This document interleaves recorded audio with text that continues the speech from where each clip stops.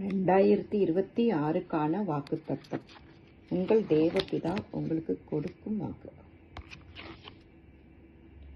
உன்னை அதிசயங்களை காண பண்ணுவேன். ஆமீன். கர்த்தர் சொன்னது போல உங்களை அதிசயங்களை காண பண்ணுவாராக. இந்த ஆண்டு உங்களுக்கு அதிசயமான ஆண்டாக, நீங்கள் செய்யும் காரியங்களில் கர்த்தர் செயல்படுவாராக. உங்களுக்கான எல்லா தேவைகளையும் தேவன் சந்திப்பீராக.